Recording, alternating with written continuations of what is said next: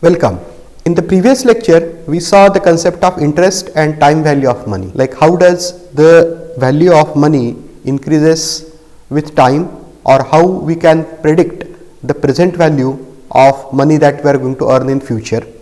We saw simple compounding, simple interest, compound interest, and then also we saw the concept of annuity, capital recovery factor, and then we derived several compounding and discounting factors. Now in this lecture, we shall see as how all of these concepts can be used for evaluation of a project.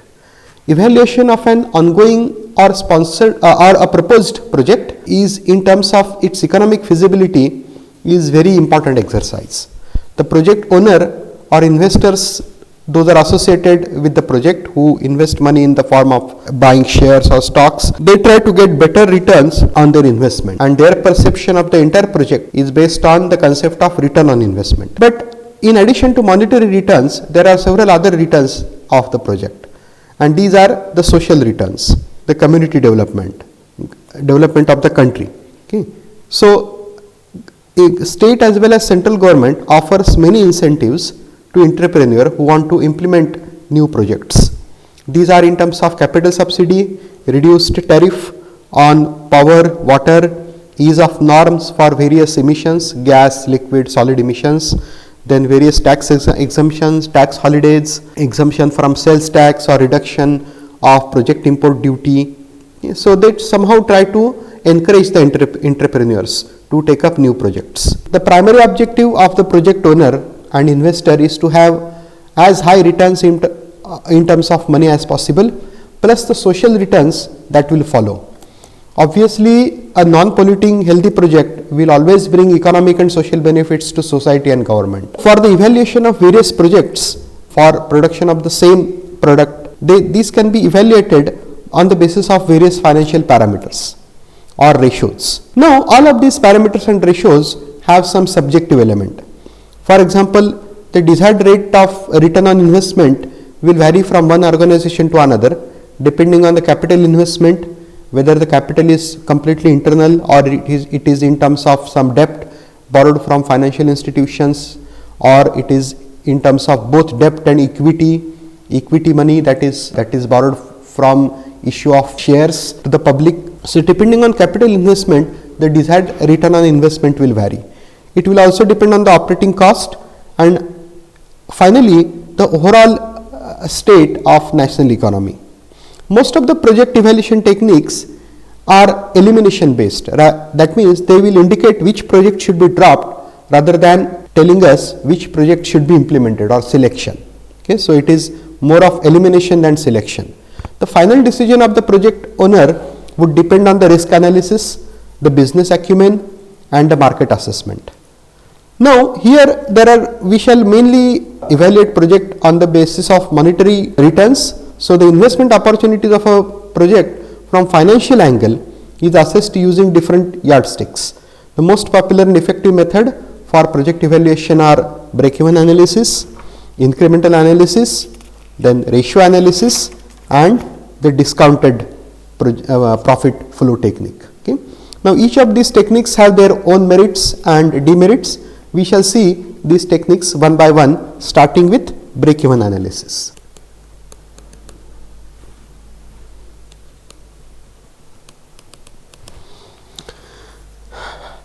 Now this technique is mainly used by the production management to evaluate the profit or loss of any project.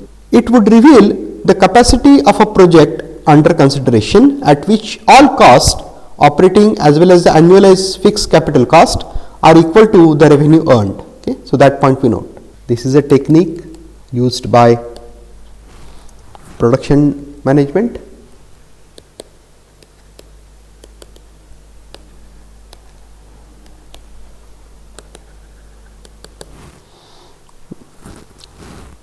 It is essentially the capacity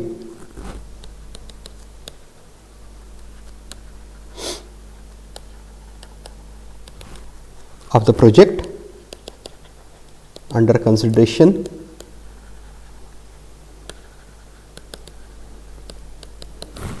at which all cost, the production cost or operating cost as well as the annualized fixed capital cost.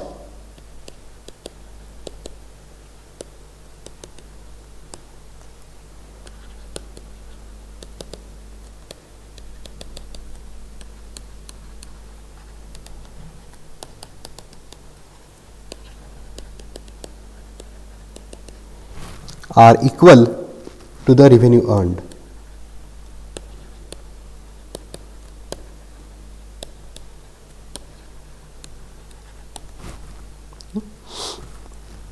The market survey report that is generated at the time of project conception, it gives an estimate of the project cost of definitive capacity based on the demand supply analysis, and based on this the break-even capacity is computed. Now, if the break-even capacity is more than the assumed capacity of the project, then it is concluded that the project should not be considered, or it is a non-viable project. If the break-even capacity is very much lower than the assumed capacity, then the project is worth studying further. So, that point we note here.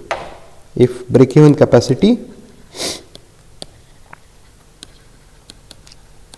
is higher than assumed or proposed capacity of the project,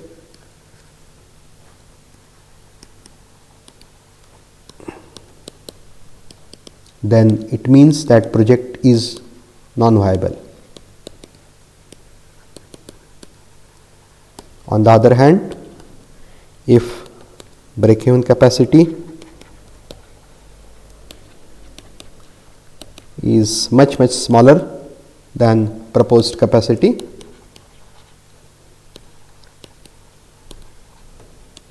project is profitable and should be studied further. Now, the final decision will be substantiated by way of other project evaluation criteria in support of this. So, this is not the sole criteria over which the decision will be based. Okay. Final decision point we note, final decision is supported by other evaluation criteria.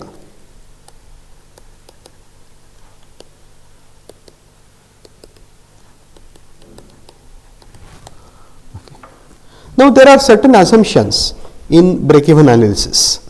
In the first case, we assume that all expenses can be bifurcated in terms of fixed and variable cost or production cost.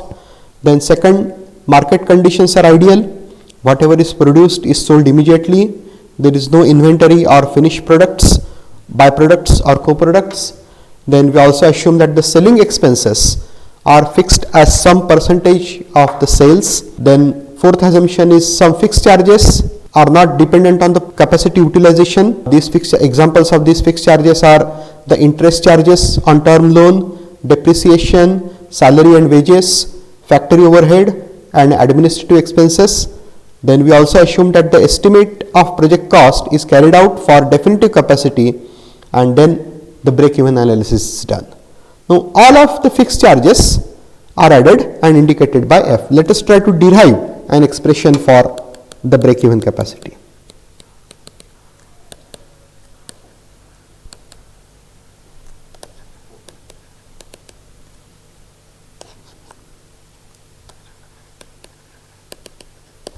We assume that F is summation of all fixed charges. Then the variable expenses are denoted by V, or this is operating expenses or total production cost, whatever you call.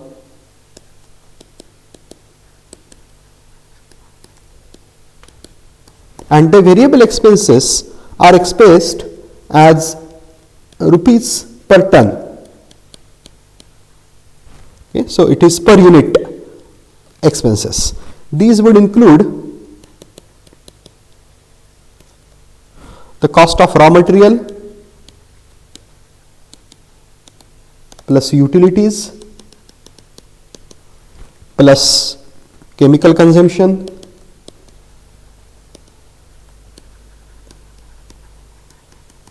plus the sales expenses, setting up offices, sales offices in different part of country, then transportation at the sales site, then warehouses, local warehouses to store the products, those are the sales expenses, plus the administrative staff employed at that particular sales location. So all of these are included in sales expenses, plus packaging and forwarding or transportation.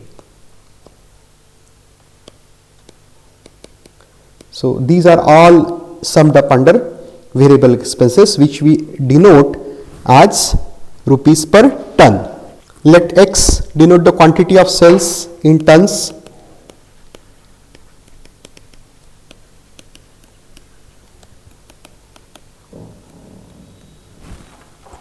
Then S is the selling price per unit.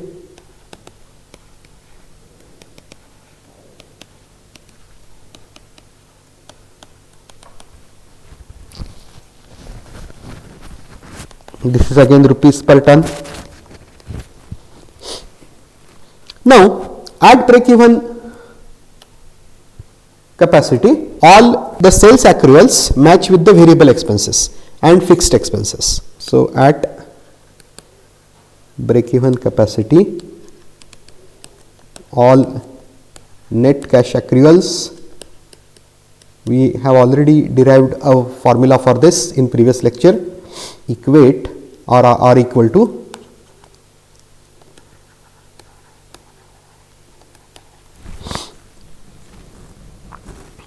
the variable expenses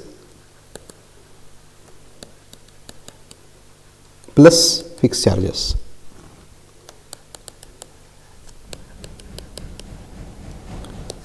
So S, that is selling price, rupees per ton, into X, the production, ton is equal to variable cost,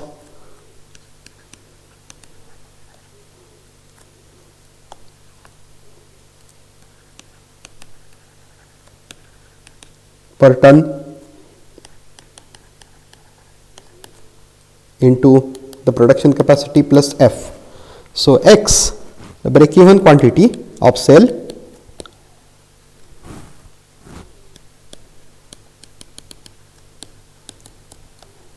X is equal to F divided by S minus V, or percentage capacity, percentage break-even capacity is 100 into X divided by the total planned capacity or total proposed capacity. Now you can see here that the break-even capacity is directly proportional to F and inversely proportional to S minus V. S is the total revenue that is earned through sales. So the difference S minus V is high if either S is high for a given V or V is low for a given S. We can earn higher revenue from sales if we have a monopoly of any product. Okay. However, this situation may change with globalization, when other international companies will also enter the market and they make the same product available at a cheaper price. So S depends on the total market demand and the prevailing market price. Okay. So that is a factor dependent on many other situations. I mean, it completely dependent on government policy and the overall scenario of the market, so on and so forth. Okay. So what we can do is that we can reduce V. Other means of lowering break-even capacity is to have lower variable cost V through lower price of raw material. That is one case. Now, or more efficient process which has lesser utility consumption, so on and so forth. Okay. Now, low value of F can also bring down X. Lower value of F means superior and cheaper technology requiring less capital investment and manpower. Okay. So that point we note, X decreases if S increases or V decreases or F decreases. S increases if we have product monopoly, V decreases if we have efficient process requiring cheaper raw material and less utility, more energy efficient process. And F going down, fixed charges going down, means we have superior and cheaper technology requiring less capital investment and manpower. Okay. So that point we note here.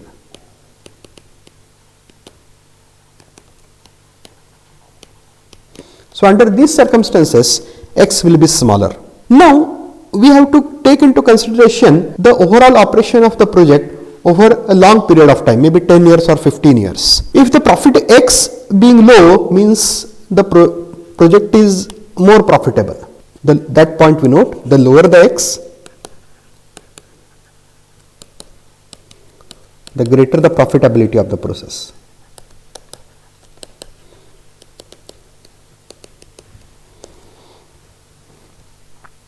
However, if the profitability becomes very high, then it will attract other players or other investors in the business, and that will result in more competition. So very low break even is not preferred. Okay.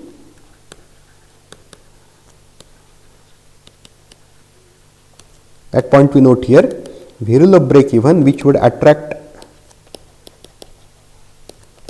more businessmen,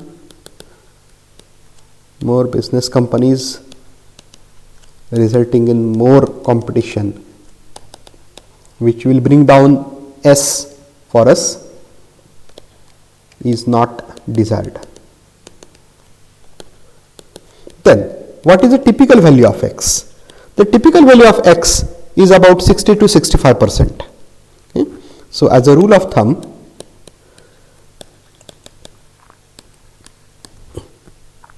for a viable project,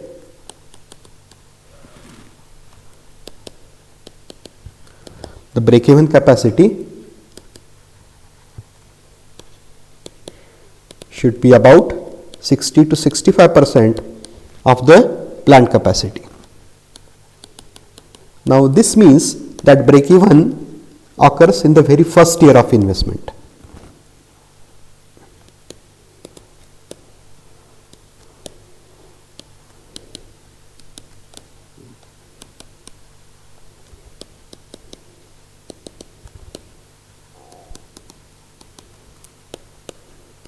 Now we must note this point, that although we have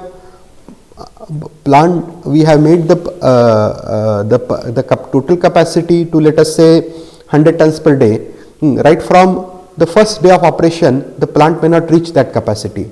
The typical capacity utilization is 60 to 65% in the first year, then it increases to about 80% in the second year, and from the third year onwards, or third year it could be, let us say, 90%, and from fourth year onwards you have full capacity utilization. But if the break-even capacity is 60 to 65%, that means you have the break-even in the very first year of production, and which is a desired. This indicates a good project.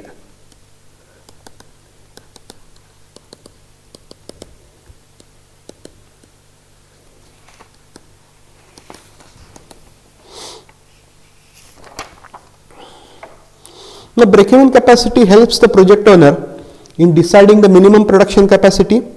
However, if the production capacity is increased beyond this, much higher than break-even, then it may result in reduction in price. So the analysis may not hold true. Of course, the V also will go down because of the economy of scale.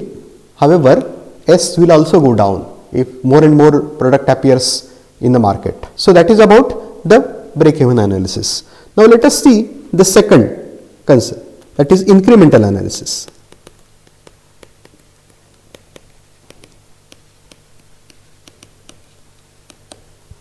This is the second yardstick for evaluation of a project. Incremental analysis evaluates the increased returns or incremental returns, that is a better word,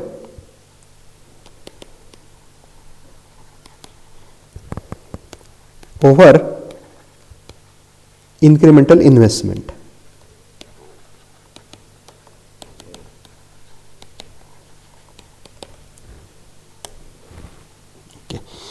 Now let us see this with an example, numerical example. Let us say I have 3 projects.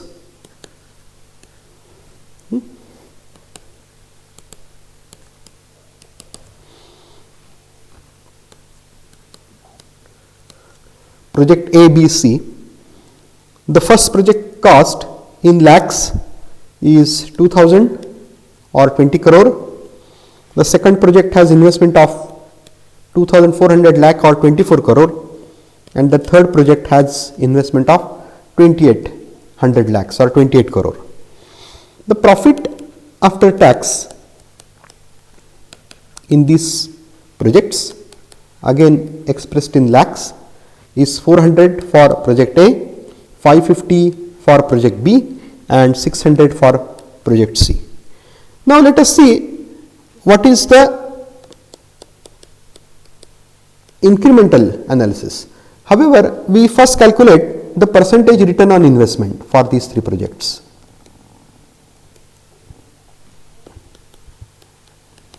For the first case, it is 20%, 22.9% for B, and 21.4% for C. If we assume that desired rate of return on investment is 20% or higher, then all of these 3 projects qualify. But then which one to choose, A, B or C?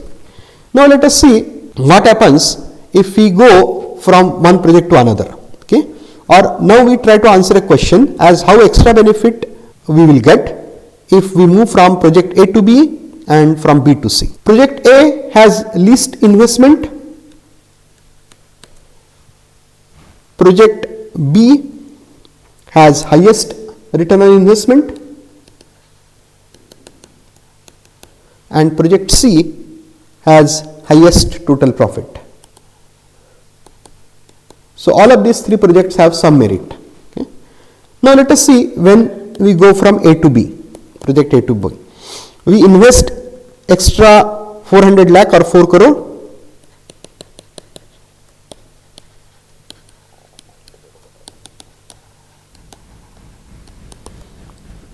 However, we earn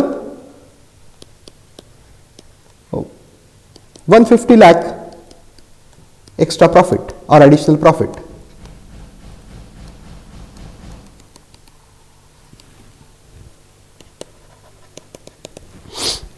Then the return on extra investment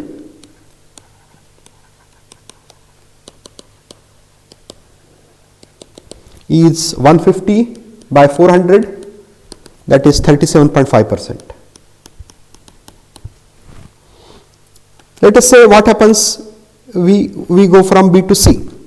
Here again we have to invest extra 4 crore or 400 lakhs. However, this extra investment will increase our profit only by 50 lakhs. So the return on extra investment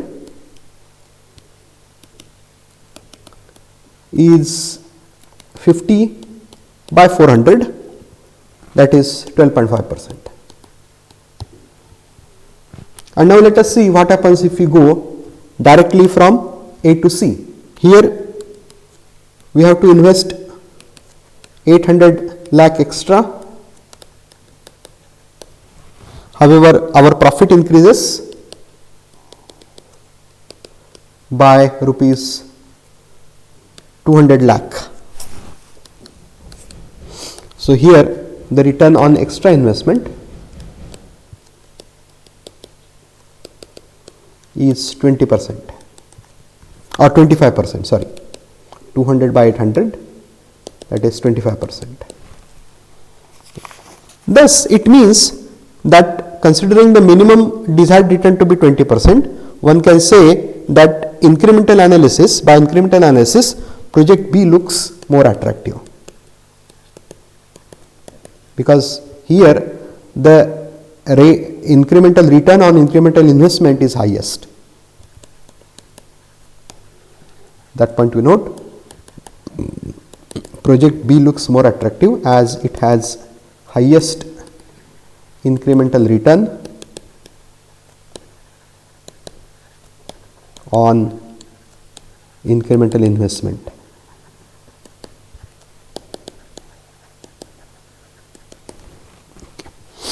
So that is as far as the incremental analysis is concerned. Now we see the third type of evaluation, that is ratio analysis. Now there are three different types of stakeholder associated with chemical project. Okay. First are the project owner or entrepreneur, then but it we also include in it the project promoter. Okay, that is the people, the institutions who lend money for setting up project. Stakeholder associated with project. First, project promoter, that is entrepreneur plus financiers. Okay. Then the financiers we can put separate, entrepreneur, that is.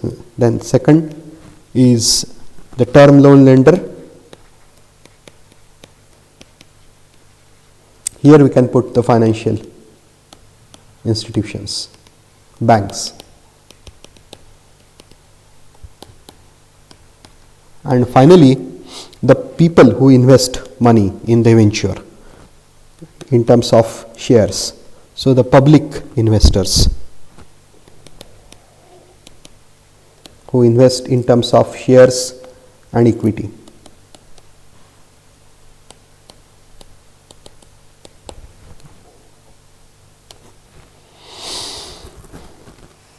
Now the interest of these three stakeholders is different. Let us see what is that. The promoters are interested in early payback of their investment, the people who invest their money, entrepreneurs. Then the financial institutions or project financiers, they are interested in proper repayment of the term loan plus the interest payment of the interest of the on the loan as per agreed schedule. And finally, the public investors or the shareholders, these are interested in the stock market and they wish to have good price of the shares as well as high dividend on the share. Now we can evaluate the project from all three angles, from promoters angle, from the financial institutions angle and public investors angle, using simple ratios. Now what are these ratios?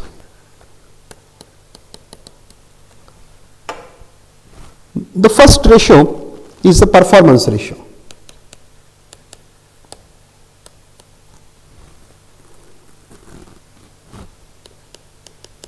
The second, so this is for the entrepreneur or project promoter. Then the second is the financial ratio. This is in the interest of financiers, financial institutions, banks who have lent the money for setting up the project. And finally, the stock market ratio. This is for the public investors or shareholders.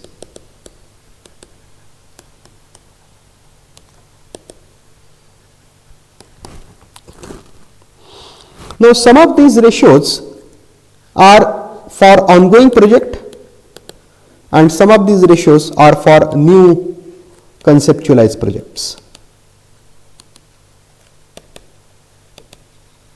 We shall see these ratios one by one. Now let us see the performance ratio. These ratios indicate as how a project performs or is performing depending on the return on investment. So the performance ratio indicates how an ongoing project is performing or a proposed project would perform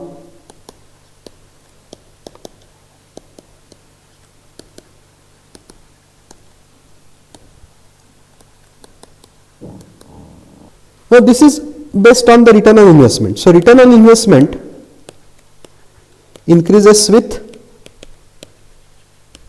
risk. So we have to consider some basis for evaluation of performance ratio. So the basis often adopted is the zero risk venture.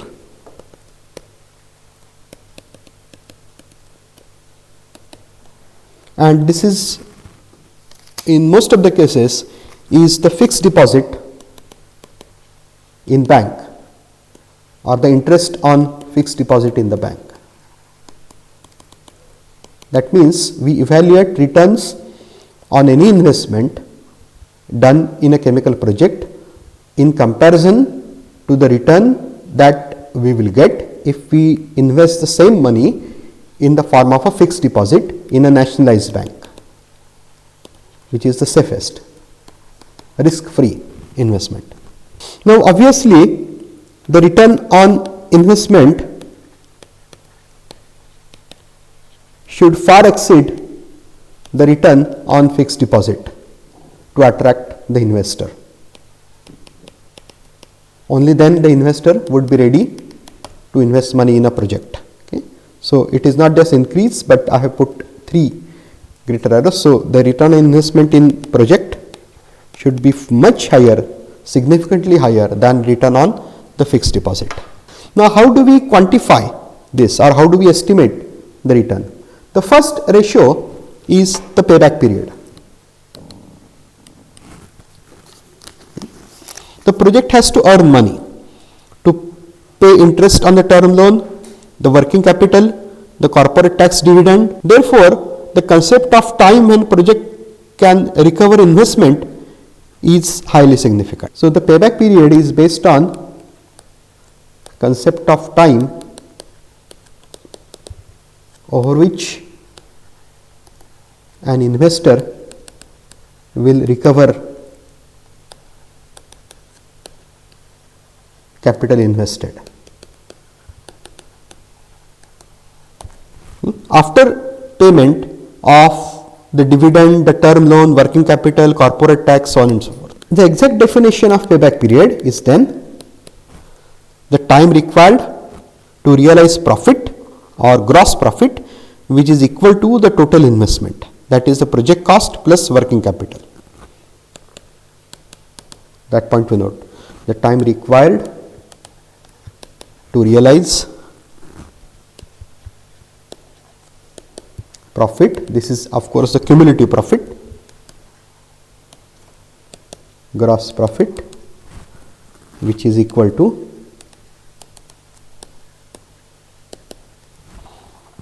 the total investment.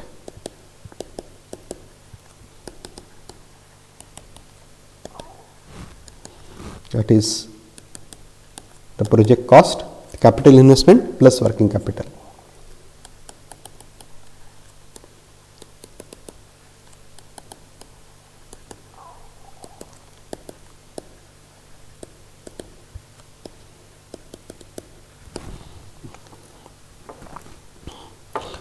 Profit per year here is calculated on the basis of 100% capacity utilization, which is obviously not possible, as I mentioned before. In the first year, about 60 to 65% of the total plant capacity is utilized. Okay. However, when we estimate the profit, it is on the basis of 100% capacity utilization.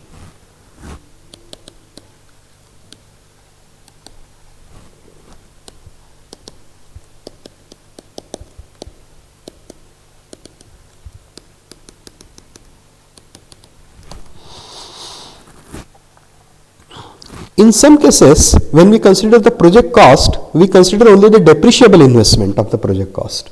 Okay. So that point we note, the fixed capital investment includes only the depreciable investment.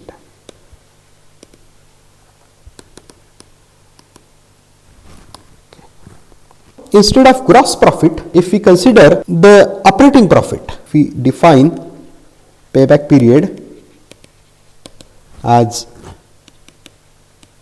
project cost two ways of defining payback period: project cost plus working capital divided by gross profit, or operating profit, that is profit after tax. Profit after tax and the depreciation fund. If we use that, then we have to take only the equity part of fixed capital, because the debt will be paid through the depreciation fund, okay, and interest on the debt is already subtracted. So that point you note. If operating profit is taken to define payback period,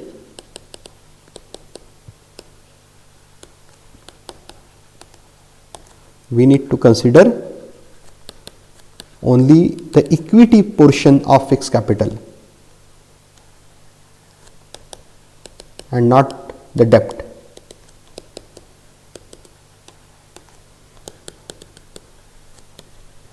And here we also note that operating profit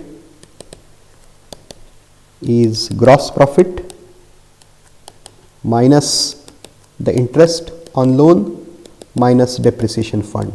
So we assume here that the depreciation fund is used to pay the debt or the principal portion of the debt. Interest is already subtracted. Now payback analysis will tell us as how soon investment is recovered, but it will not tell us as what happens after investment is paid back.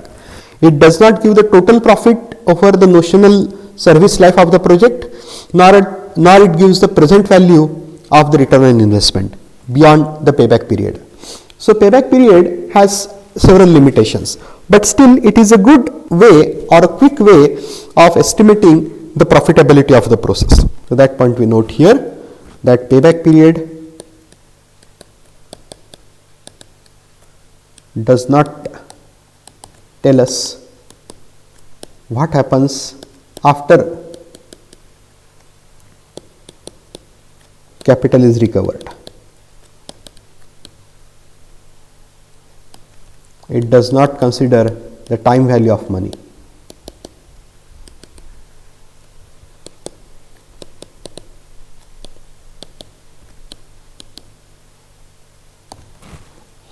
Now the second ratio that is used is the rate of return or return on investment.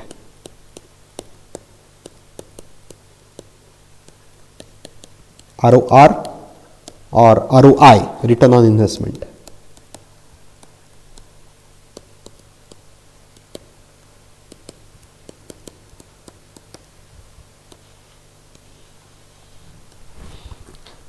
Now this is defined in a number of ways. Okay.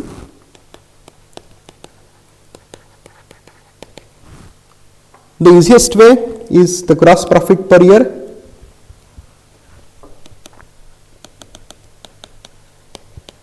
divided by the investment.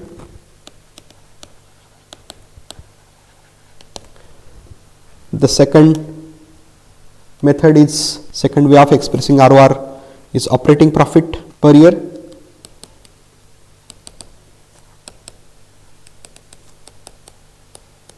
divided by investment, or the third method is the profit after tax but before depreciation.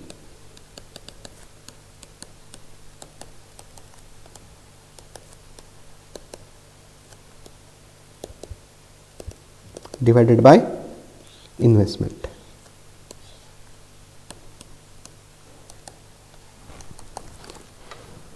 So this is it.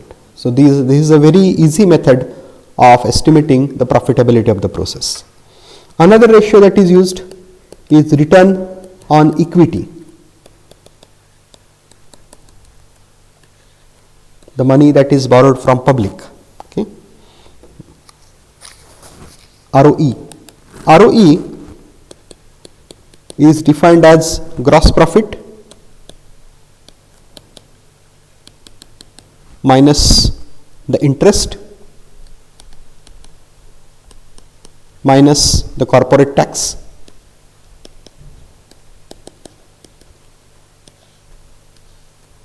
divided by equity. Now this is of course per year. Now gross profit can be calculated using 100% capacity utilization, while financial expenses is the interest or the interest is during the moratorium period. Okay, yeah, this.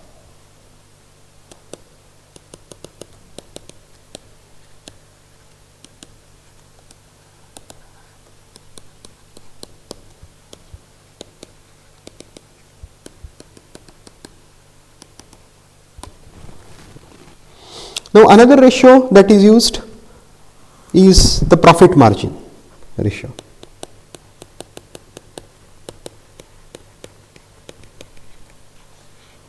Profit margin ratio is defined as the ratio of profit to the sales. Okay.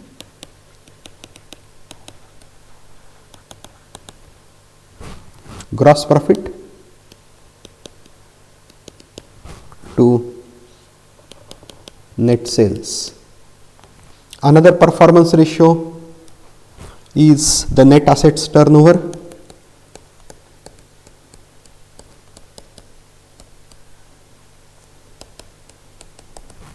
This is defined as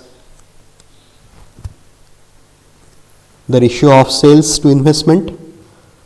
However, this ratio is mainly for an ongoing project and not for a new proposed project. Okay, so that point also we note. This is the ratio of sales to investment mainly used for ongoing projects.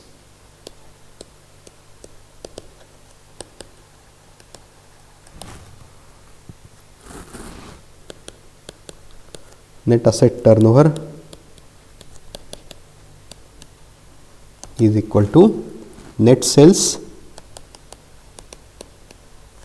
divided by net fixed assets plus net current assets.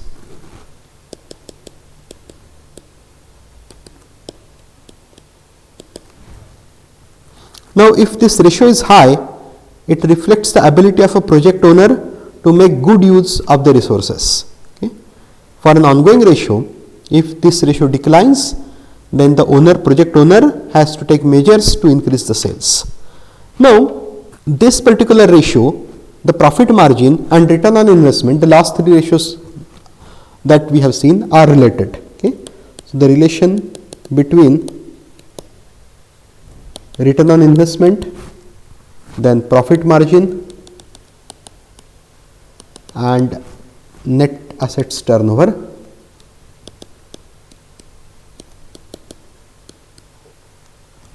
is ROI is equal to profit margin into the net assets turnover.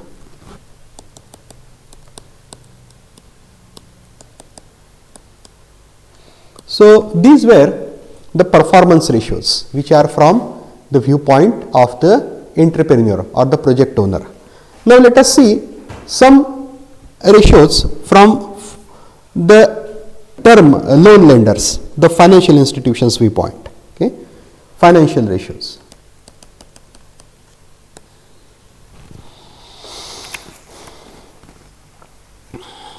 The first ratio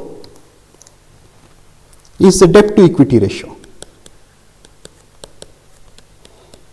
Now one point we note that all of the financial ratios, they reflect the ability of the project to meet the short term and long term liabilities. Okay, that point we should note here before we go for to the definition of the ratios. These ratios reflect ability of the project to meet short term and long term liabilities. So first financial ratio is the debt to equity ratio. Debt is the borrowed capital from banks or other financial institutions. Then equity is money borrowed from public in the form of shares. Okay. Now high term loan, if the debt to equity ratio is high, okay, then it indicates the faith of the financial institutions in the project. Okay. Now high debt to equity ratio are seen for mega projects which are of national interest, such as a petroleum refinery.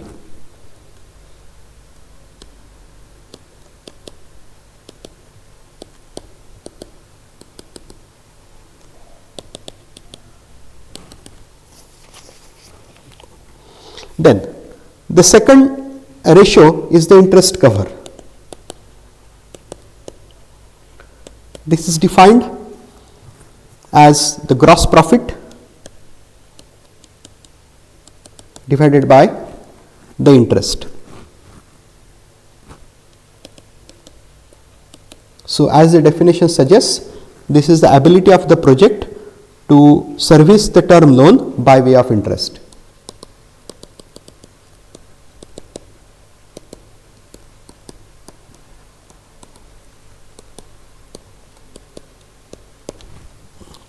High ratio is good sign for both project owner and financer. Okay. Now the numerator could be profit minus tax in some cases. Okay. That is the operating profit divided by interest. So the higher the ratio, the better it is for both entrepreneur as well as the financial institutions.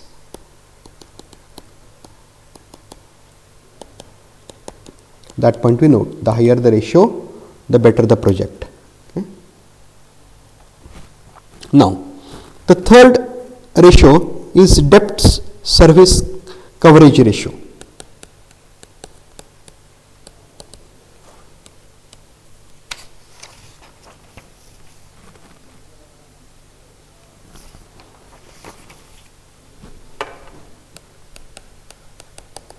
Now, this is defined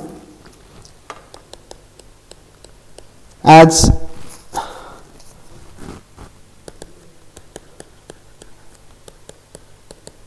the ratio of profit after tax plus depreciation by straight line method plus the interest divided by interest plus the loan repayment installment. This is again mainly for ongoing project.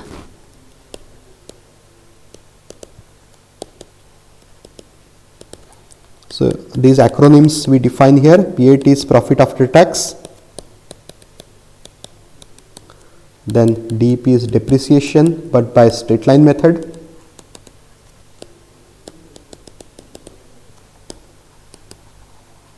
Then interest, INT is interest on term loan. And LRP is the loan repayment installment. Typically, DSCR, this debt service coverage ratio, should be about 1.7 for a viable project. Then finally is the current ratio.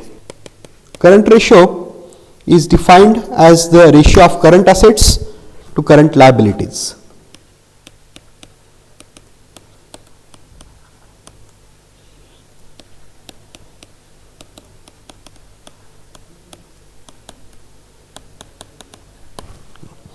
Now again this ratio is relevant for ongoing project, not for a conceptualized project, and it reflects the ability of the project to convert the liquid assets into cash to meet the liabilities of the business. Okay.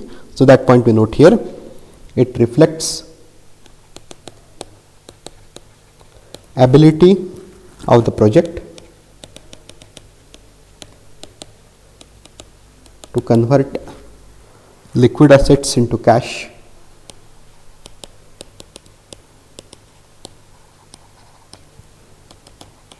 to meet the liabilities. Today we have seen various methods of evaluation of the project from viewpoint of the project owner, entrepreneur, from the financial institutions.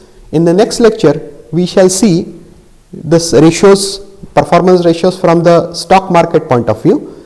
However, all of these ratios have the demerit that they do not consider the time value of money. So in the next lecture we shall also see the discounted profit flow analysis, which takes into account the time value of money.